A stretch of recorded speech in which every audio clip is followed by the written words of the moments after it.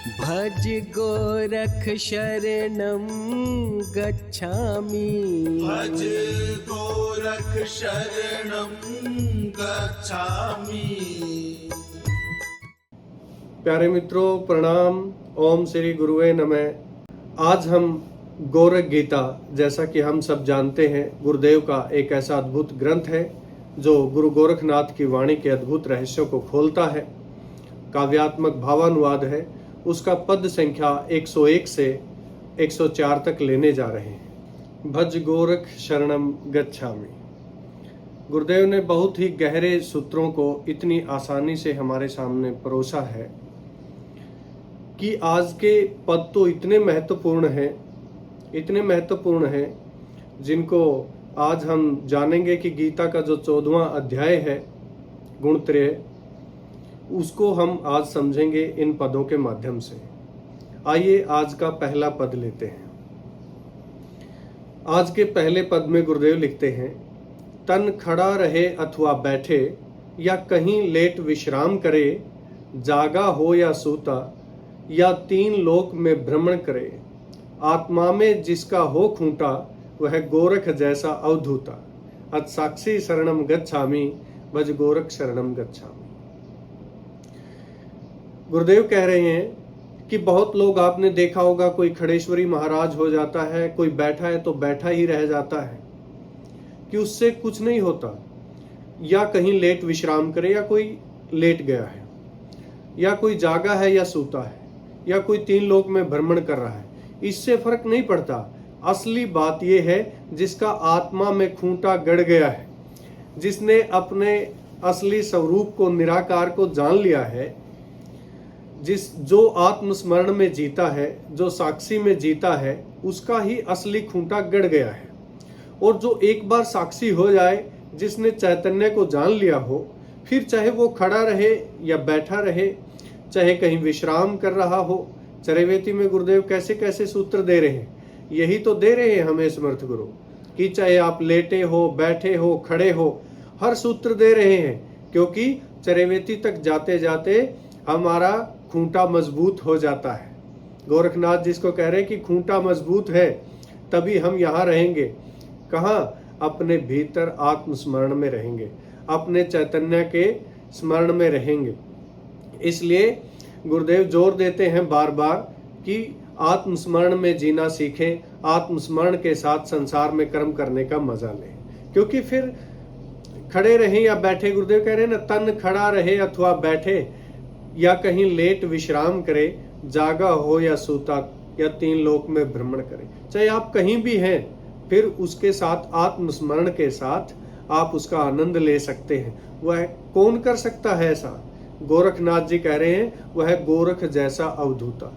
कोई गोरख जैसा योगी ही होता है जो खड़े बैठे लेटे विश्राम करे, हरदम आत्मस्मरण में रहता हो, जिसका खूंटा मजबूत हो गया हो, जो ब्रह्म सुमरन में रहता है, आत्म सुमरन में रहता है, समझो उसका खूंटा मजबूत हो गया है। संत नामदेव जी कहते हैं, तन डोले मन न डोले, जो साधु के संग, राम नाम रटी रहे सदा अटल अनंग।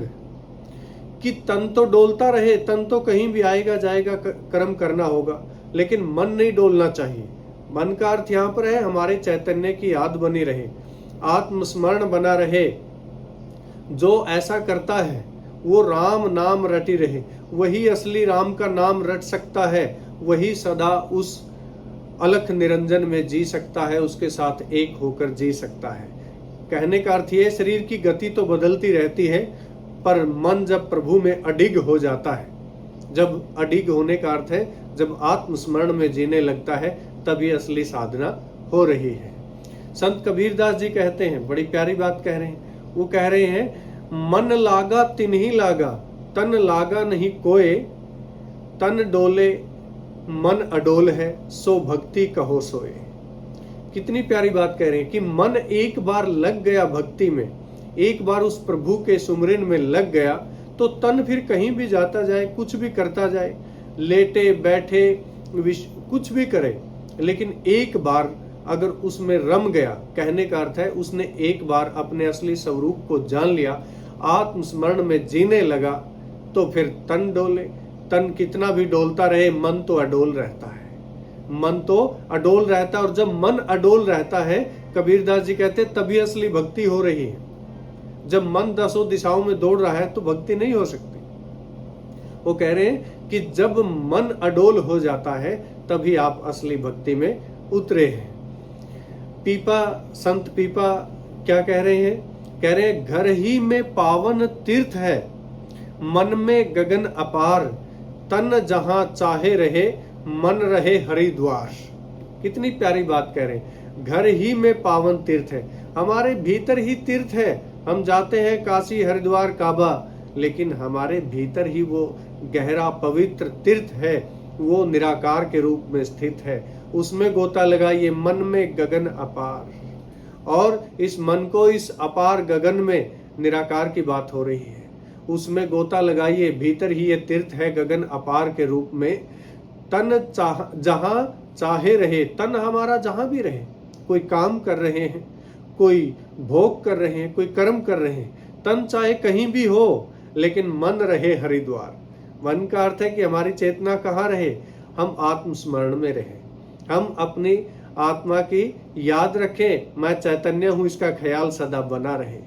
सिद्धार्थ गीता में समर्थ गुरु बड़ी प्यारी बात कहते हैं, आत्मा के स्मरण बिना सांस न लेना एक, आती जाती सांस का आत्मा ही है टेक। कि आत्मा के स्मरण के बिना सांस न लेना एक, एक भी सांस नहीं जानी चाहिए, एक भी सांस आत्मस्मरण के बिना नहीं होनी चाहिए। आती जाती सांस का, और आती जाती सांस का आधार क्या है? आत्मा ही है टेक। ये सेतु है, ये सांसें ही जोड़े हुए हैं। इस सूक्ष्म शरीर और स्थूल शरीर को हमारी सांसें ही बांधे हुए हैं। और ये सांसें, इनका असली टेक क्या है? जब तक भीतर ये हमारी आत्मा है तब तक ही सांसें भी चल रही हैं। तो भीतर आत्मा का असली सांसों का टेक क्या है? हमारी आत्मा है, उसके स्मरण में जीना चाहिए। और सिद्धार्थ गीता में नेत्र गुरुदेव क्या लिखते हैं? साक्षी बिना न ज्ञान है, साक्षी बिना न मुक्ति, साक्षी बिन सुमरन नहीं, साक्षी बिना न भक्ति। जो खूंटा की बात कर रहे हैं गोरखनाथ कि आत्मा में खूंटा होना चाहिए, मजबूत खूंटा होना चाहिए, वो खूंटा क्या है? समर्थ गुरु हमें समझा रहे हैं, वो खूंटा कोई और नहीं, साक्षी का है, चैतन्य का है। उसके जाने बिना ज्ञान नहीं है, उसके जाने बिना मुक्ति नहीं है। जब तक हम नहीं जानेंगे मैं चैतन्य हूं, कामना से मुक्ति कैसे होगी? मुक्ति उसके बिना नहीं है, और साक्षी के बिना सुमरन भी नहीं, और सुमरन के बिना फिर भक्ति कैसे होगी? भक्ति कैसे होगी? इसलिए गुरुदेव कहते हैं कि ये खूंटा मजबूत करना है तो साक्षी की साधना करनी होगी। असाक्षी शरणम गच्छामि, भज गोरख शरणम गच्छामि। चलते हैं अगले पद की ओर। बहुत ही महत्वपूर्ण पद है। ब्रह्मा विष्णु शंकर तक को माया ने मूर्छित कर डाला, कोई न रहा इस दुनिया में जो इस माया से बच पाया। गोरख ने ऐसा हाल किया, इस माया को बेहाल किया। जागरणम शरणम गच्छामि, भज गोरख शरणम गच्छामि। इस माया पे कितनी गहरी बात है। सारे संतों ने जोर दिया है माया से बचो, माया को जानो।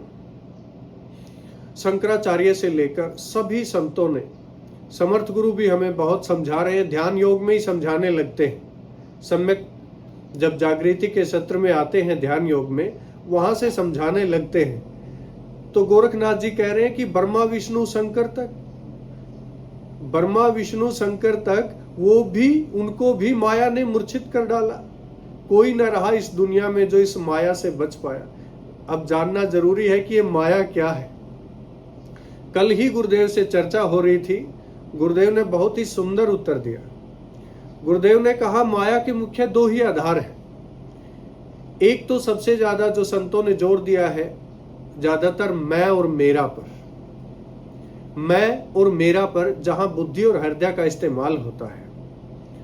अहंकार की बात आती है, मैं और मेरा की बात आती है, झीने बंधन की बात आती है और मोटे बंधन की बात आती है, जो स्वामी शिवदयाल जी कहते हैं। ये माया है।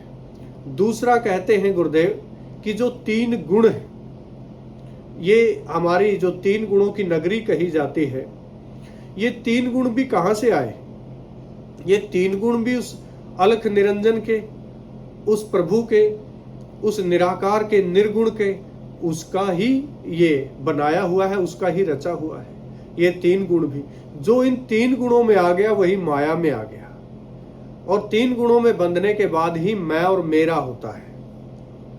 जब हम इन 3 गुणों में जीते हैं तो मैं और मेरा में जीते हैं। गुरुदेव ने बड़ी प्यारी बात बताई कि ब्रह्मा विष्णु महेश तीनों वो सतोगुण में तो है, सतोगुण का उनमें 2% है, 2% उनमें भी है, 2% संतों में भी रहता है। सतोगुण का वो रहता है, उसके बिना काम कैसे होगा, रचना कैसे होगी? क्योंकि परमात्मा ने, इस निराकार स्वरूप ने, इस निर्गुण ब्रह्म ने जो माया बनाई ही है, इसलिए क्योंकि उस माया से ही ये सारा आकार बना है। नित्यानंद दयाल जी कहते हैं, माया से काया भई, काया से सब भोग, भोगों से सबको लगाए जन्म मरण का रोग। कि ये माया से ही तो काया बनी है, ब्रह्मा जी ने तभी तो ये काया बनाई है, इतने जीवों की रचना की है। ये उस प्रभु की अद्भुत रचना, ये 3 गुण है। लेकिन मुख्य रूप से असली जो माया में संसारी उलझा रहता है, इनको तो 2% कह सकते हैं, ब्रह्मा विष्णु महेश को, कि ये तो सतोगुण में है, और उसका भी 2% है। संत भी ऐसे है, अगर संत भी अगर निर्गुण में जीने लगे तो फिर कोई रचना नहीं होगी। संत जो इतनी रचना देकर जाते हैं, इतना कुछ हमारे लिए देकर जाते हैं, वो तभी देना संभव है जब ये 2% कम से कम इसका सतोगुण का उनमें रहे, गुण रहे, सतोगुण रहे। तो अब बात समझने वाली ये है कि सारी दुनिया 2 मुख्य गुणों में उलझी है। किसमें? रजोगुण में और तमोगुण में। रजोगुण में और तमोगुण में, इनमें उलझी हुई है, और इसमें पार पाना इतना आसान नहीं है। और इनके कारण ही मैं और मेरा, मैं ठीक हूं तुम गलत हो, सारे झगड़े इस पर हो रहे हैं। इसी को संत कहते हैं कि माया में उलझे हुए हैं। उनको समझ में नहीं आता कि मैं ऐसा क्यों हूं। सिद्धार्थ गीता में समर्थ गुरु लिखते हैं, माया सबको खा रही, क्या आम क्या खास, आए थे हरि भजन को ओटल लगे कपास। कि ये माया कैसे सबको खा रही है? ये रजोगुण या तमोगुण के माध्यम से खा रही है। क्या आम क्या खास, कोई कितना खास है उसको भी खा रही है, आम को तो खा ही रही है। और आए थे जिस उद्देश्य के लिए यहाँ पर धरती पर जन्म लिया था, उसको तो भूल गए, और ओटल लगे कपास, इस माया में उलझ गए, अन्य कामों में उलझ गए। ओटल लगे कपास का अर्थ है कि हम आए थे हरि भजन को और हम संसारिक कार्यों में उलझ गए। ये संसारिक कार्यों में उलझना, हरि का याद न रहना, ये माया का प्रकोप है, ये माया के कारण है। संत दादू दयाल जी कहते हैं, माया मोह बड़ी बलवानी, 3 लोक सब खाई, दादू गुरु चरणी जो लागा, ताही माया न भुलाई।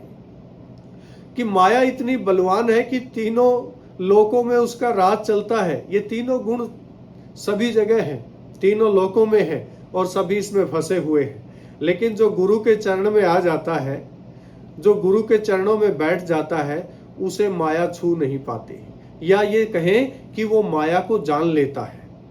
महर्षि कपिल क्या कहते हैं सांख्य योग में? वो यही तो समझा रहे हैं कि इस निर्गुण ब्रह्म ने गुण पैदा किए, ये जो 3 गुण पैदा किए इस निर्गुण ब्रह्म से, क्योंकि उन्होंने तभी तो ब्रह्मा विष्णु महेश बने, उन्हीं की रचना है ब्रह्मा विष्णु महेश, तीनों की रचना। सांख्य योग में महर्षि कपिल यही कह रहे हैं कि उस निर्गुण ब्रह्म ने जब इसकी रचना की है, तो तभी से ये 3 गुणों के कारण ही हुई, तब ये 3 गुण पैदा हुए हैं। और ये 3 गुण ही मुख्य क्या है? ये माया है, ये माया है। अष्टावक्र क्या कहते हैं?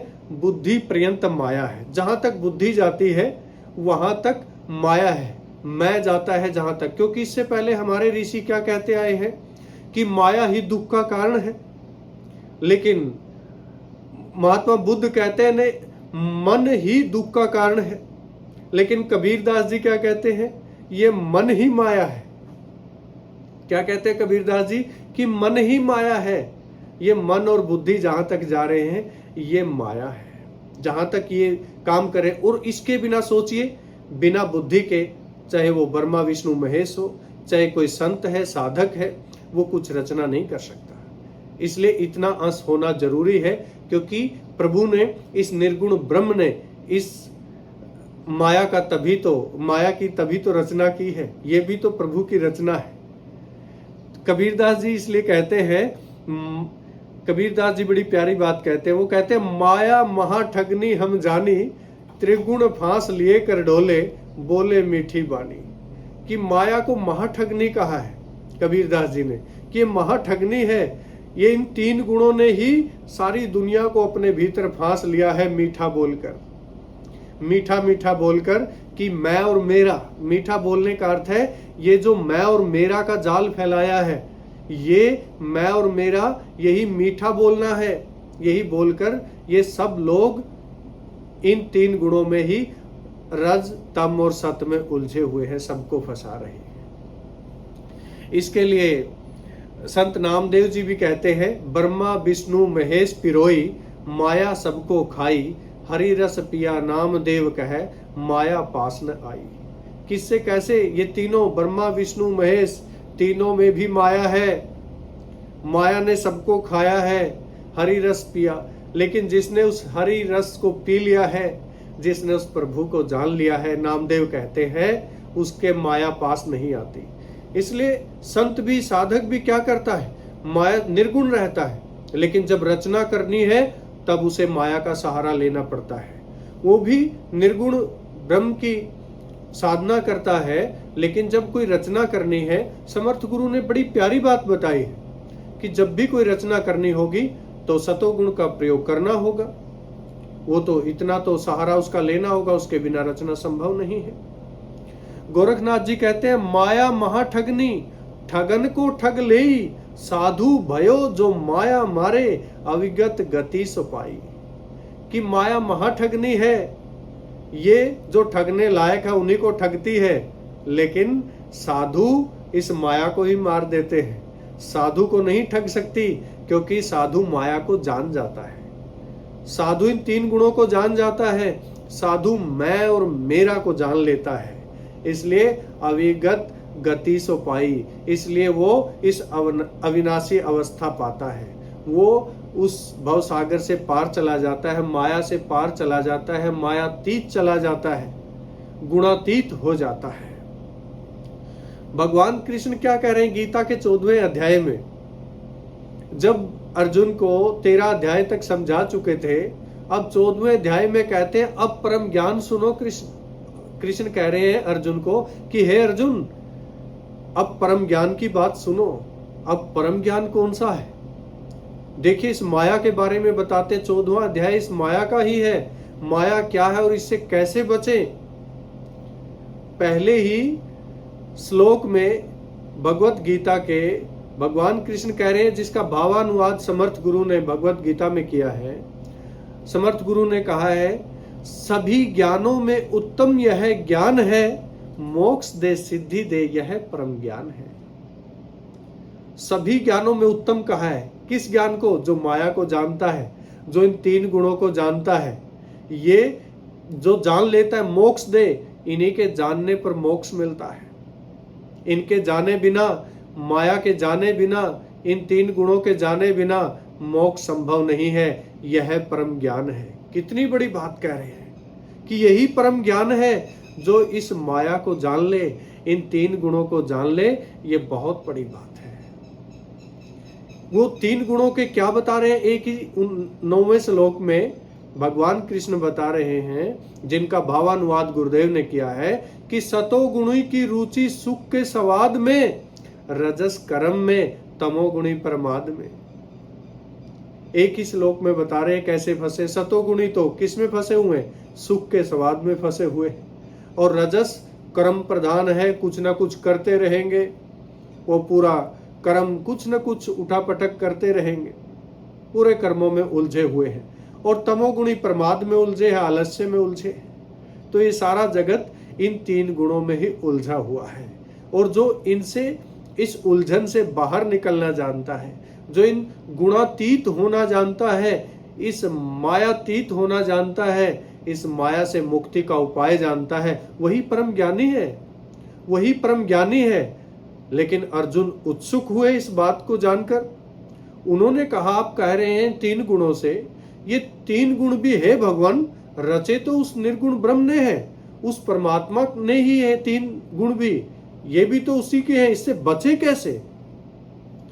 21वें श्लोक में अर्जुन पूछते हैं, जब प्रकृति द्वारा सब संचालित है, फिर कैसे होता नर गुणातीत है?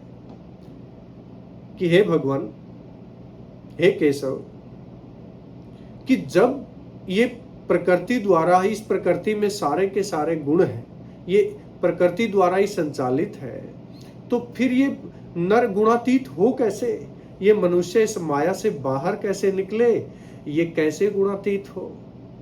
23वें श्लोक में भगवान कृष्ण बताते हैं, जिसका भावानुवाद समर्थ गुरु करते हैं, गुणों को देखता सदा रहता होकर साक्षी। बड़ी गहरी बात है। देखिए, इस माया से पार जाने का तरीका कैसे बता रहे हैं भगवान कृष्ण, जिसका भावानुवाद बहुत ही सुंदर समर्थ गुरु ने किया है कि गुणों को देखता सदा रहता होकर साक्षी, आत्मस्थित हो विचलित न होता कभी। एक श्लोक में इसका उत्तर बता दिया। कैसे मुक्त हो? कि गुणों को देखो पहले। जैसे ध्यान योग में जब आते हैं, समर्थ गुरु सम्यक जागृति में हमें समझाते हैं कि अपने गुण को पहचानिए कि आप रजोगुणी हैं, तमोगुणी हैं या सतोगुणी हैं। ज्यादातर लोग रजोगुण या तमोगुण में मिलते हैं। फिर गुरुदेव सूत्र बताते हैं कि दोनों के अच्छे गुण आप ग्रहण करके कैसे सतोगुण की ओर बढ़ सकते हैं। इन तीनों गुणों को देखें, साक्षी होकर देखें कि मैं कौन से गुण में जी रहा हूं। जैसे ही हम उन गुणों को देखने लगते हैं, जिस चीज के साक्षी हो जाते हैं वो चीज हमें पकड़ नहीं सकती। जिस बात के हम साक्षी हो जाते हैं वो हमें प्रभाव नहीं डाल सकती। भगवान कृष्ण कह रहे हैं, अपने पहले तो गुणों को पहचाने और फिर उन गुणों के प्रति साक्षी हो जाए। यही समर्थ गुरु हमें ध्यान योग में ही सिखा रहे हैं कि उनके साक्षी हो जाए, आत्मस्थित हो, अपने निराकार में ठहरे, अपने चैतन्य में ठहरे, अपने चैतन्य को जानो और वहां ठहरना सीखो। और जैसे ही वहां विचलित मत हो। इन गुणों के कारण मनुष्य विचलित होता है, विचलित न हो। और जो वहां ठहर जाता है वो कभी विचलित नहीं होता। जो इन गुणों के प्रति साक्षी हो जाता है और जो आत्मस्थित हो जाता है, जिसका खूंटा गोरखनाथ जी कहते हैं मजबूत हो जाता है, वो इस माया से पार पा सकता है। इस माया से पार पा सकता है, मैं और मेरा से पार पा सकता है। इन्हीं के कारण मुक्ति नहीं होती, मैं और मेरा के कारण। जैसे ही मैं और मेरा को जान लेते हैं, ये भी इन गुणों के कारण ही है, मैं और मेरा भी। इनसे भी हम मुक्त हो जाते हैं जैसे ही इन गुणों को जानते हैं। तो ये बहुत ही गहरा ज्ञान था इस पद में, जिसमें हमने जाना माया क्या है और इससे कैसे मुक्त हो। इसलिए गुरुदेव कहते हैं, जागरणम शरणम गच्छामि भज गोरख शरणम गच्छामि, कि जागिए। जागने का अर्थ है साक्षी हो जाए अपने गुण के प्रति, अपनी प्रकृति के प्रति, कि आप किस प्रकृति के हैं, उसके प्रति साक्षी हो जाए। साक्षी होते ही आप इस माया से पार चले जाएंगे। चलते हैं अगले पद की ओर। सट रिपु से जो मन को जोगे, सट रिपु से जो मन को जोगे, जो शून्य देश पर राज करे, योगेश्वर वह निर्भय रहता, लिप्सा तृष्णा का त्याग करे। कुछ खोने का खेद नहीं, कंचन माटी में भेद नहीं, योगेश्वर शरणम गच्छामि भज गोरख शरणम गच्छामि। सट रिपु से जो मन को जोगे, जो शून्य देश पर राज करे। गोरखनाथ जी कह रहे हैं कि मनुष्य इन 6 शत्रुओं से घिरा रहता है। 6 शत्रु कौन से हैं? काम, क्रोध, लोभ, मोह, ईर्ष्या, द्वेष। इन 6 रिपुओं से घिरा रहता है।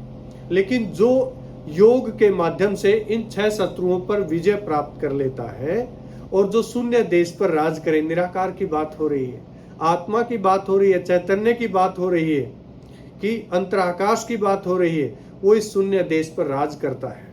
यानी कि वो आत्मस्मरण में जीता है। जो योग के माध्यम से इन, या ये कह सकते हैं जो आत्मस्मरण में जीता है वो असली योगी है और इन 6 शत्रुओं से छुटकारा पाता है। 6 शत्रु उसका कुछ नहीं बिगाड़ सकते। वही योगेश्वर है, उसको कोई भय नहीं सताता, उसको कोई तृष्णा, कोई लिप्सा, कोई कामना उसको सता नहीं सकती। इन सब का अपने आप त्याग हो जाता है। तुलसीदास जी कहते हैं, काम क्रोध अरु लोभ मोह मन में बसही नाही, तुलसी तट पर संत बसत जो पानी पर पात। वो कह रहे हैं कि काम क्रोध लोभ मोह इसमें जो फंस जाता है, जिसका मन इनमें फंस जाता है, वो कभी बाहर नहीं निकल पाता है और इनमें ही उलझ कर रह जाता है। ये सारे शत्रु मिलकर उसको मार देते हैं। लेकिन तुलसी तो क्या कह रहे हैं कि संत वही है जो तट पर बैठकर देखता है। कैसे? जैसे कीचड़ में कमल होता है, कीचड़ को छूता नहीं है, ऐसे ही संत होता है कि वो किनारे पर बैठकर उनको देखता है। किनारे पर बैठने का अर्थ है साक्षी होकर उनको देखता है, आत्मस्मरण में जीते हुए उनको देखता है। संत दादू दयाल जी कहते हैं, काम क्रोध लोभ मद सब रिपु मन माही, दादू मारे ध्यान से बिनु तलवार की बाही। कितनी प्यारी बात कह रहे हैं कि काम क्रोध लोभ मद सब ये रिपु हमारे भीतर, मन के भीतर है, लेकिन इनको मारे कैसे, इन पर काबू कैसे पाएं? इनको काबू पाने का तरीका एक ही बता रहे हैं, ध्यान। ध्यान करें, अपने निराकार के प्रति जागें, निर्विचार अवस्था को जानें। जैसे ही हम अपने निर्विचार अवस्था को जानते हैं, निराकार स्वरूप को जानते हैं, बिना तलवार के ही हम इन 6 शत्रुओं को मार देते हैं। बिना तलवार ही इन शत्रुओं को मार देते हैं। फिर कुछ खोने का है खेद नहीं, कंचन माटी में भेद नहीं। फिर हमें जब ऐसा कर लेते हैं, फिर इस संसार में खोने का कोई क्या खोना है? फिर तो चाहे सोना हो, कंचन हो या माटी हो, एक बराबर हो जाते हैं। वो कबीरदास जी की कहानी हमने सबने सुनी है कि कोई हीरे उनको दे गया कि मैं आपके लिए हीरे लेकर आया। बोला झोपड़ी में टांग दो कहीं भी। उसने कहा अजीब आदमी है। वो झोपड़ी में बोला कहीं भी टांग दो, उसने टांग दिया। 1 साल के बाद आया, उसे लगा कि वो ले लिए होंगे और उसने अपने लिए अच्छा घर बना लिया होगा। वापिस आए वही झोपड़ी, बोला जी मैं आपको हीरे देकर गया था। बोला कहाँ थे? बोला वहां टांगे थे झोपड़ी में। बोला वहीं मिलेंगे, देख लो। तो देखा तो वहीं टंगे हुए थे। साधुओं के लिए, संतों के लिए कंचन और माटी में कोई भेद नहीं है। उनके लिए वो निर्भय हो जाते हैं। बाबा नानक कहते, कंचन माटी एक समाना, मन भीतर लोभ न कोई, नानक जोगी सो कहिए जो जगत मही रही सो होई। कि संतों के लिए सोना और माटी एक बराबर हो जाते हैं, कोई लोभ मोह नहीं सताता उनके, कोई जो भीतर लोभ पैदा नहीं होता।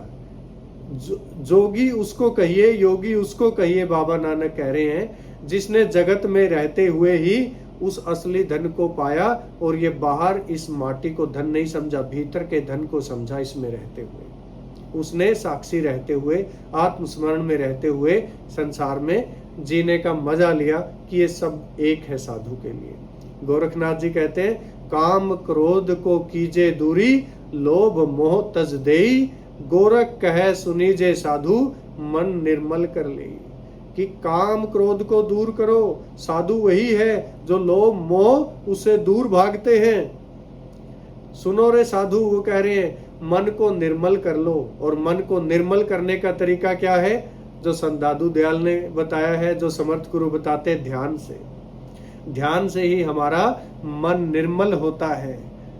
ओशो गीता में गुरुदेव क्या लिखते हैं? लिखते हैं, अब काम क्रोध मद लोभ मोह को त्याग, चित्त के साक्षी बनो, अथवा फिर अज्ञानी रहकर तुम महानरक के भागी बनो।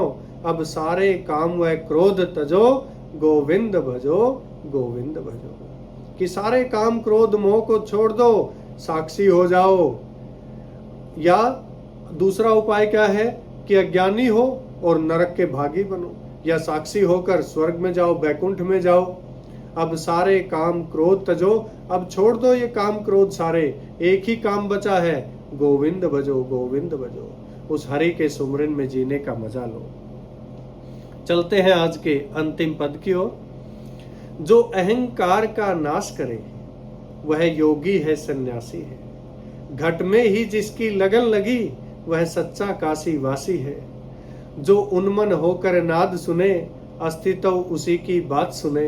अथ उन्मन शरणम गच्छामि भज गोरख शरणम गच्छामि। जो अहंकार का नाश करे, जो इस अहंकार को मिटा सकता है वही असली योगी है, सन्यासी है, गोरखनाथ जी कहते हैं। घट में ही जिसकी लगन लगी वह सच्चा काशी वासी है। मिटेगी कैसे? अहंकार कैसे मिटेगा? अहंकार क्या है? मेरा नाम है, मैं दूसरे मुझे किसी पद से पहचाने, नाम से पहचाने, यही तो अहंकार है। लेकिन योगी घट के भीतर जो असली हमारा स्वरूप है उसको जानता है। उसको जानने से वो ओंकार को जानता है, भीतर गूंज रहे ओंकार को जानता है। जो ओंकार को जानता है, जो घटाकाश को जानता है, उसके पास अहंकार नहीं आ सकता।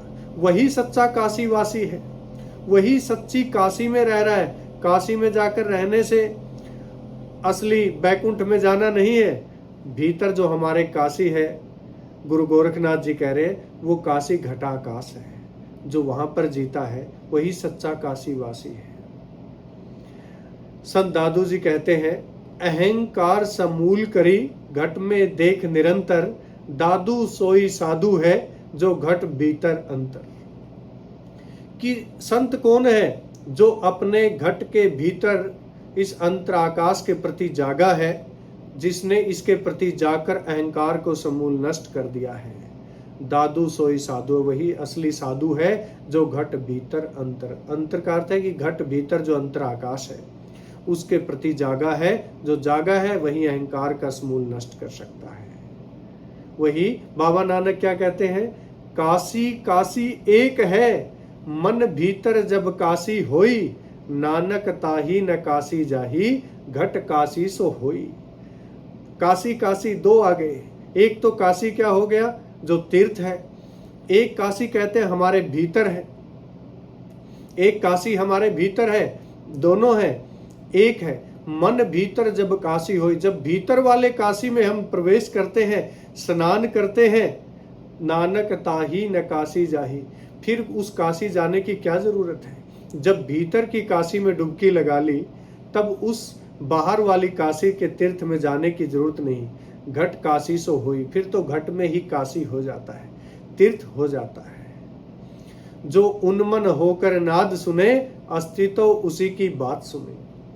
फिर जो ऐसा हो जाता है घट में उन्मन होकर, उन्मन का अर्थ है निर्विचार अवस्था में। जब हम निर्विचार अवस्था में नाद सुनते हैं, उस ओंकार को सुनते हैं, तो प्रभु के छंद पर आ जाते हैं और प्रभु उसी की बात सुनता है। इसलिए संतों के सामने सबका चैनल खुल जाता है। क्यों खुल जाता है? समर्थ गुरु सब क्यों जानते हैं हमारे बारे में?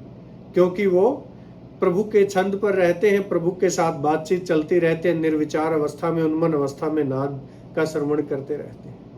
तो प्रभु भी उसकी बात सुनते हैं, उनसे संवाद करते हैं।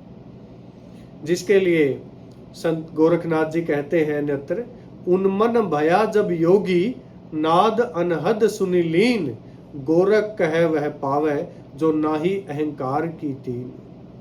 कि उन्मन होकर जो योगी नाद को सुन रहा है, उस नाद सुनने में लीन है, गोरख कहे कि उसके पास अहंकार नहीं आ सकता। उसके पास अहंकार नहीं आ सकता। जो योगी निर्विचार अवस्था में नाद सुनने में लीन रहता है, वो उसके पास अहंकार नहीं आ सकता। इसलिए इस अहंकार से छुटकारा पाने के लिए उन्मन अवस्था में नाद को सुनना होगा, ओंकार को सुनना होगा। अत उन्मन शरणम गच्छामि भज गोरख शरणम गच्छामि। इसलिए उन्मन की अवस्था को साधिए। कब तक संसार में जिएंगे? इस उन्मन की अवस्था को साधे, निर्विचार अवस्था को साधे।